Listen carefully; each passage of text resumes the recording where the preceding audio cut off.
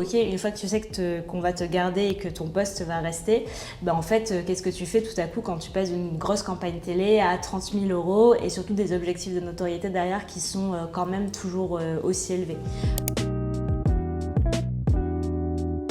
Ce qui a été le plus impacté, je dirais, c'est la motivation des équipes. Parce que très souvent, quand il y a des coupes budgétaires comme ça, les équipes marketing et surtout communication en font les frais. Et du coup, j'avais beaucoup de personnes de mon équipe qui craignaient pour leur poste. Et c'était quelque chose que je voulais absolument pas parce que c'était pas du tout quelque chose qui était remis en question. Donc déjà, le premier sujet, ça a été de vachement rassurer les équipes sur le fait que les postes n'allaient pas être coupés, qu'elles allaient rester dans l'équipe et que c'était pas du tout quelque chose qui était remis en question.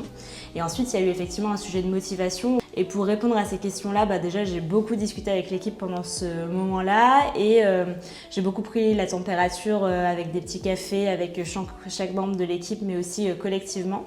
Et après, on a fait un brainstorm, on s'est réunis toutes ensemble, j'ai toutes parce qu'en l'occurrence, il n'y a que des femmes dans l'équipe, pour un petit peu trouver des idées qui sortent un peu de l'ordinaire et qui permettent quand même de faire de la notoriété, mais de façon différente, donc sans dépenser des 1000 et des cents, mais en se faisant tout simplement remarquer, parce que l'ADN de la marque de Matera depuis le départ, c'est d'avoir une marque différenciante, quelque chose d'assez fort qui casse un peu les codes traditionnels.